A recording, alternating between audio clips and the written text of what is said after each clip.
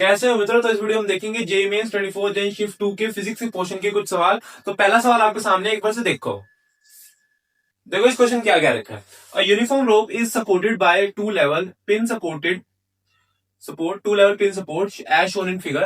The mass of the rope is m. Find tension and midpoint. ठीक है,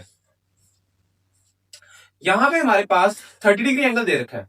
अब बात समझो, हमें इस पॉइंट पे क्या निकालनी है? टेंशन। अब इस पॉइंट पे जो टेंशन लगेगी वो किस साइड लगेगी? टेंजेंशियली लगेगी। यहाँ पे हमारे पास जो रोप है ऐसे खींच रही होगी, इसलिए टेंजेंशियली हमारी टेंशन लगेगी। अगर मैं इसको T1 कह देता हूं मान लो, और यहां पे जो टेंशन लग रही होगी उसको वो ऐसे लग रही होगी इस एंगल पे, इसको मैं T कह देता हूं। बात क्लियर है? तो जब मैं कंपोनेंट्स लूंगा, ये 30 डिग्री एंगल है, क्योंकि ये 30 डिग्री है तो हमारे पास इसके इक्वली अपोजिट ये वाला होएगा। हाँ, ये इक्वली अपोजिट ये होगा। अब ये हो गया T cos 30 डिग्री,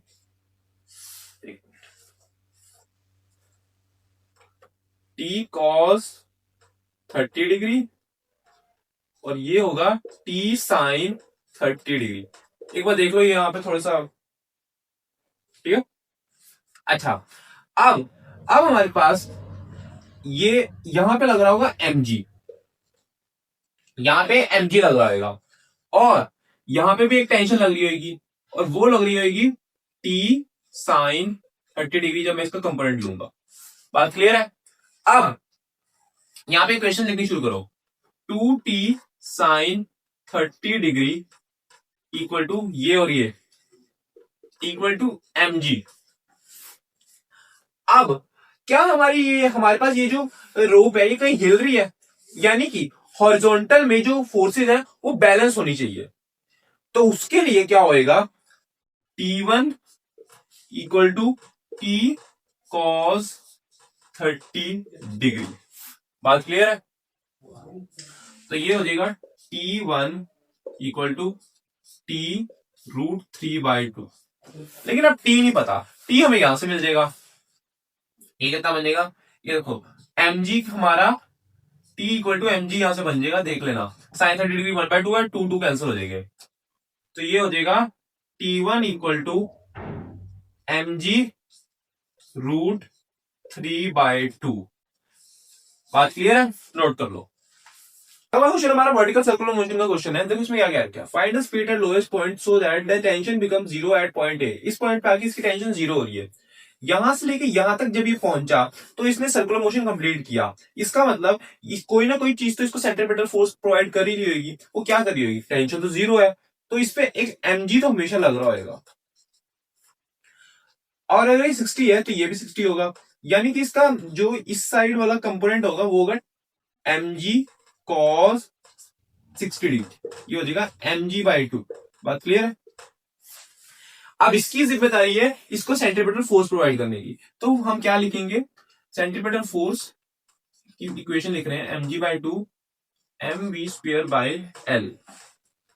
ये हो जाएगा v is equals to GL/2 का रूट। बात क्लियर है? अब हमारे पास यहां की वेलोसिटी आ गई, हमें यहां की वेलोसिटी निकालनी है। तो वर्कनर थ्योरम लगा देते हैं। वर्कनर थ्योरम में हमें पहले देखना पड़ेगा इसने पोटेंशियल एनर्जी कितनी कवर करी। देखो, अगर इसमें एल का कंपोनेंट लू तो ये यहां तक होगा L/2, L cos 30 डिग्री, और ये हमारा पूरा L ही होएगा। तो ये 3L/2 इसने कवर करी। लेकिन mg नीचे लग रहा है, ये जा ऊपर है, इसका मतलब नेगेटिव हम लगाएंगे साथ में। ये हो जाएगा minus mg 3L/2 equal to half m v final का square minus half m v initial का स्क्वायर। ये हो जाएगा हाफ m GL/2, GL/2 है ना, ठीक है, minus half m v initial का स्क्वायर।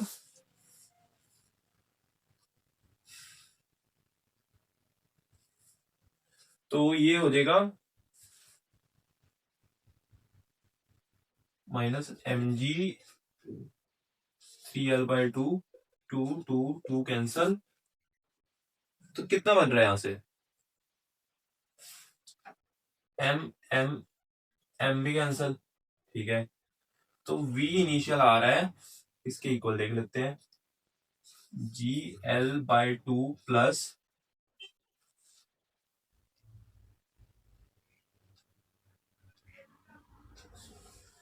3 GL। तो ये आ रहा है, 2 इधर गया, 6 बन गया, ठीक है।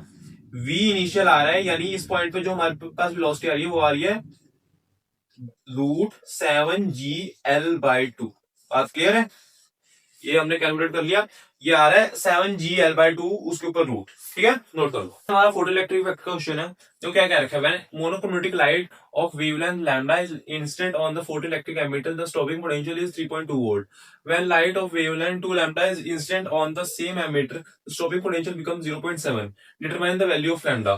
देखो हमारे पास इक्वेशन होती है, पहले मैं ये लैम्डा के लिए लिख रहा हूँ, hc/लैम्डा equal to 5 plus 3.2 electron volt. ये काइनेटिक एनर्जी हमने मैक्स वाली लिख ली, ये आ गया 2 lambda, hc/2 lambda equal to 5 plus 0.7 electron volt. बात क्लियर है? अब इसे इधर लेके जाओ, इसे लेके जाओ ताकि 5 कट जाए, यहां से ये लिखा जाएगा hc/लैम्डा माइनस 3.2 इक्वल टू 5, ये लिखा जाएगा hc/2 lambda minus 0.7 electron volt equal to 5, या तो इसे इक्वल रख दो या फिर रेशो ले लो डायरेक्ट। तो ये बन जाएगा hc/लैम्डा माइनस 3.2, hc/2 लैम्डा माइनस 0.7, ये बन जाएगा hc/2 लैम्डा इक्वल टू 2.5, यानी कि hc/लैम्डा इक्वल टू 5। अब hc को लिखा जा सकता है 1240, ये आ जाएगा 1240 अपॉन लैम्डा इक्वल टू 5, 5 ये 5 से कैंसर, 2, ये बन जाएगा 24 4 लैम्डा 2, लैम्डा की वैल्यू 248 आ रही है, पता नहीं अभी ये हमारे पास न्यूमेरिक में था या इसके ऑप्शंस थे, वैसे 248 आ रही है, ठीक है, देख लेना इसे, ठीक है, देख लो। अगला क्वेश्चन हमारा करंट इलेक्ट्रिसिटी का क्वेश्चन है, इसमें कैपेसिटर देखा है, ये आरसी सर्किट का बल्कि क्वेश्चन है। तो इसमें क्या रहेगा, find current through ammeter, ammeter से कितना करंट जा रहा है वो बताना है। देखो जब कुछ नहीं कह रखा और कैपेसिटर दे रखा है तो इसको हम स्टेट में मान लेते हैं और यहाँ से इसे ब्रेक कर देते हैं, ठीक है। अब ये ब्रेक हो गया, अब ये देखो ये मिलके ये 8 मिलके क्या बना देंगे, 4।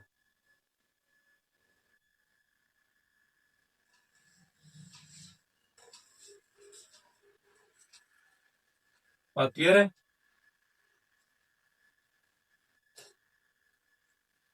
ये 10, ये 6, ये 8,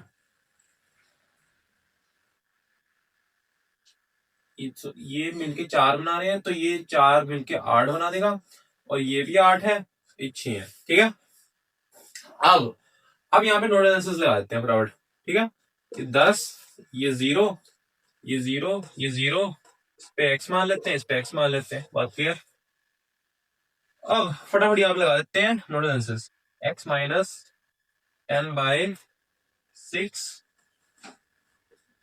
plus X minus 0 upon 8 plus X minus 0.8 equal to 0।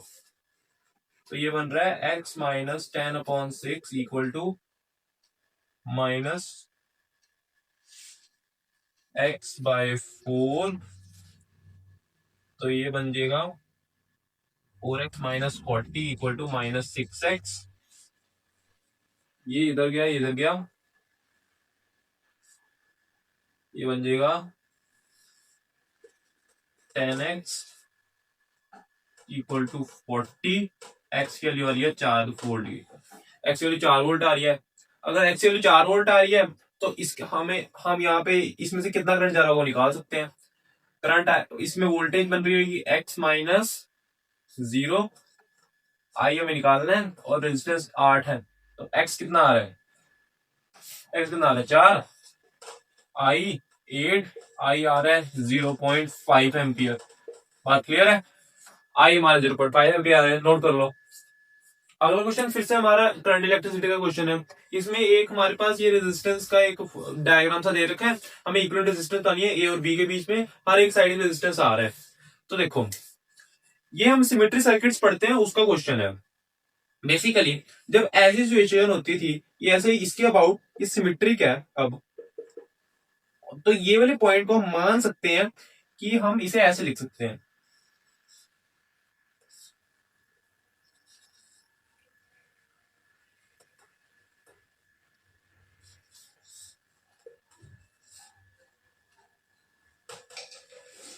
तो हम लिख सकते हैं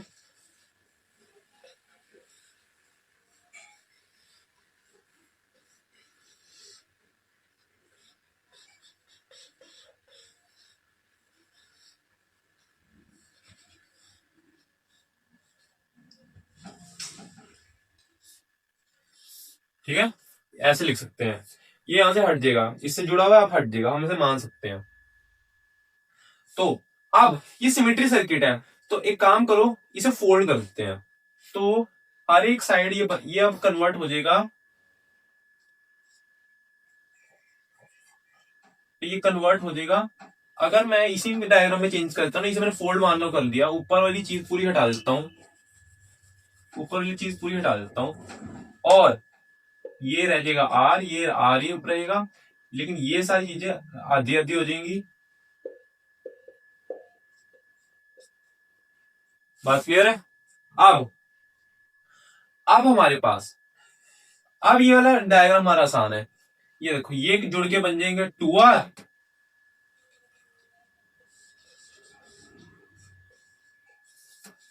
ये बन जाएगी 2R, और ये वाली चीज बन जाएगी R, ये बन के रह जाएगी R। बात क्लियर है? ये बन के रह जाएगी R। बात क्लियर है इतनी?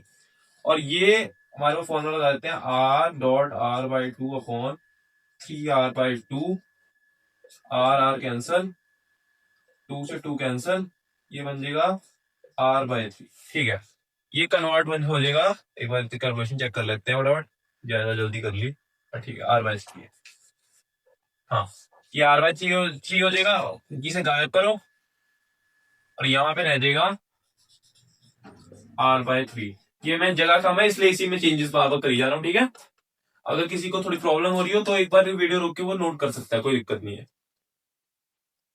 तो ये अब सीरीज में सारे लगे हुए हैं, लेकिन हमें ए और बी के अबाउट बताना है।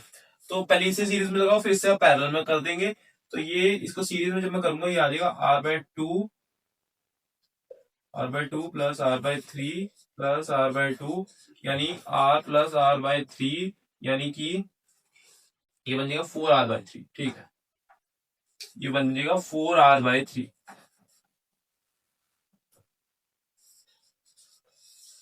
4R/3, यानी कि अब लगा देते हैं हम पैरेलल का फॉर्मूला। हमारा इक्विवेलेंट रेजिस्टेंस आ जाएगा 2R इंटू 4R/3, ये बन जाएगा 10R/3। नीचे मैंने पहले ही ऐसे ऐड कर दिया है, तो 3 और 3 कैंसल, R और R कैंसल, ये 2 से ये कैंसल, 5। कितना मिल रहा है? ये मेरे ख्याल 4R/5 आंसर। ठीक है, 4R/5 नोट कर लो। अभी के लिए बस इतना ही। होप सो आपको चीजें क्लियर होंगी, कॉन्सेप्ट्स क्लियर होंगे, और आने वाली शिफ्ट में जिनका पेपर है उनको मेरी तरफ से ऑल द बेस्ट। वीडियो अच्छी लगी तो वीडियो को लाइक कर देना, चैनल सब्सक्राइब कर देना। Okay, thank you.